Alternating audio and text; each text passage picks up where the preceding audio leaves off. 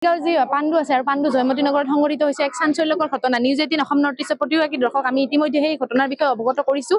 16 দিন পূৰ্বে আছিলে আমি ভিডিঅ' জানি থৈ পোনপ্ৰথমতে আমি সেই দৃশ্য দেখাবলৈ অনুৰোধ জনাম যিটো ঘৰ আচলতে ছবিউল ইছলাম আৰু ছবিউল ৰহমান আৰু ৰহিমা খাতুনৰ এইটো ঘৰ আৰু এইটো ঘৰত ওলমি আছে এতিয়া তলা আৰু ঘৰটোৰ পৰা 16 দিন পূৰ্বে ছবিউল ইছলাম আচলতে নিৰুদ্দেশ হোৱা বুলি যি ৰহিমা খাতুন আছে ৰহিমা খাতুনে ছবিউল ইছলামৰ পৰিয়ালৰ লোকক জনাইছিল আৰু তাৰ পিছতো আচলতে ৰহিমা খাতুনে বিভিন্ন তেখেতৰ মন্তব্য সলনি কৰিছিল। কেতিয়াবা কৈছিল কেৰালাত যোৱা বুলি বন্ধুৰ লগত, কেতিয়াবা ক'ৰবাত ফুৰিবলৈ যোৱা বুলি, এনেদৰে পৰিয়ালৰ লোকক আচলতে তেওঁ মিছলেড কৰিছিল আৰু তাৰ পিছতে আচলতে পৰিয়ালৰ লোক আহি যেতিয়া উপস্থিত হৈছিল এই বাসগৃহটোত তেওঁলোকে যেতিয়া ছানবিন কৰিলে তেতিয়া আচলতে তেওঁলোকে ৰবিউল ইছলামৰ কোনো ধৰণৰ সন্ধান নাপায়। তেওঁলোকে জালুকবাৰী আৰক্ষী থানাত আচলতে তেওঁলোকে এক এজাহাৰ দাখিল কৰিছিল। সেই এজাহাৰৰ ভিত্তিত আচলতে জালুকবাৰী আৰক্ষীয়ে এক ছানবিন তথা তেওঁলোকৰ তদন্ত তেওঁলোকে অব্যাহত ৰাখিছিল আৰু সেই তদন্তৰ শেষত আচলতে যি ৰহিমা খাতুন আছে ৰহিমা খাতুনে আচলতে জালুকবাৰী থানাত আত্মসমৰ্পণ কৰা বুলি পৰিয়ালৰ লোকে দাবী কৰিছিল। ভিডিঅ' জাৰ্নেলিষ্টে বাসগৃহটোৰ ভিতৰৰ দৃশ্য আমাক দেখাইছে।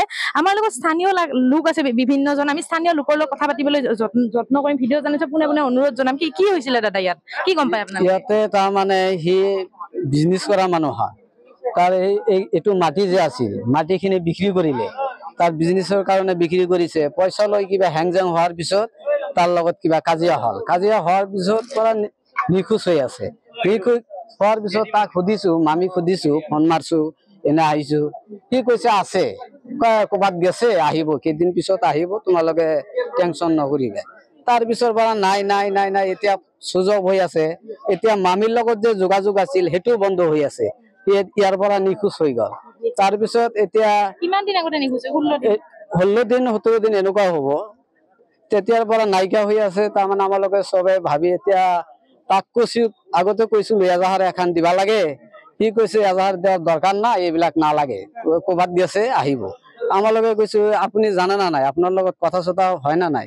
সি কৈছে কথা চথা হোৱা নাই। তাৰ পিছত তাক মই সুধিলো যে তাৰ নম্বৰটো দিয়া। তাৰ নম্বৰত কল কৰিলে সুযোগ কৈ থাকে।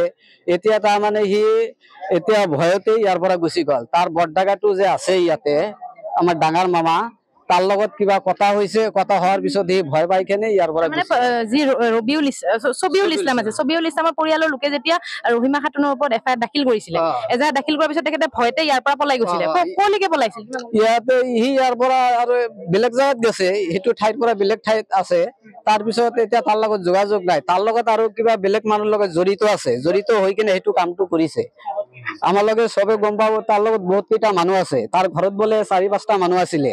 এইটো মানুহকেইটা কোনে আছিলে সেইকেইটা মানুহ ওলাব লাগে। আমালোকে ৰহিমা খাতুনৰ ঘৰত 4-5টা মানুহ আছিলে। এটা মাইকী মানুহ ঘৰত কিয় ল'ৰা মানুহ থাকিব 4-5টা? তাৰ হাজবেণ্ডে থাকিলে থাকিব পাৰিব, বেলেগ মানুহ কিয় থাকিব? আৰু ইয়াৰ মানুহ কোনোবাৰ লগত জড়িত আছে, সেইকাৰণে এইটো কাম হৈছে।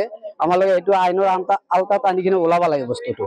সেইটো আইচি ছাৰক অনুৰোধ জনাও, সেইটো ওলাই দিয়ক আমালোকে কিবা কৰি। হয়, নিশ্চয়কৈ ইতিমধ্যে তেওঁ জনাইছে, তেওঁ স্থানীয় ৰাইজ হয় আচলতে। স্থানীয় ৰাইজে জনাইছে যে তেওঁলোকে আচলতে যি পৰিয়ালৰ লোকে এজাহাৰ দাখিল কৰাৰ পিছত ৰহিমা খাতুনে বিভিন্ন ঠাইতে পলায়ন কৰিছিলে। মই ভিডিঅ' জানাইছো, যদি সম্ভৱ হয় সেই দৃশ্য দেখাবলৈ অনুৰোধ জনাম। ইতিমধ্যে মেজিষ্ট্ৰেট আহি উপস্থিত হৈছে, CIDৰ এটি দল আহি উপস্থিত হৈ আছে। বিশেষ তেওঁলোকৰ তদন্তৰ কাৰণে আচলতে CID দলটোৰ উপস্থিত লগতে দণ্ডাধীশৰ উপস্থিত আচলতে ঘৰটোৰ যি তলা ওলমি আছে, ঘৰটোৰ ওলমি থকা তলা ইতিমধ্যে খুলি পেলাই তেওঁলোকৰ ইনভেষ্টিগেশ্যন তেওঁলোকে আগবঢ়াব।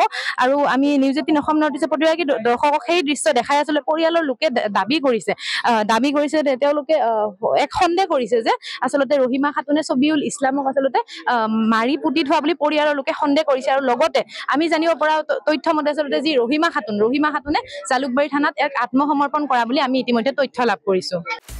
আপুনি বিচৰা বাতৰি পাব কেৱল নিউজ 18 এপত। নিউজ 18 এপ ডাউনলোড কৰিবলৈ স্কেন কৰক এই QR কোড। গুগল প্লে ষ্টৰতো পাব এই নিউজ 18 এপ।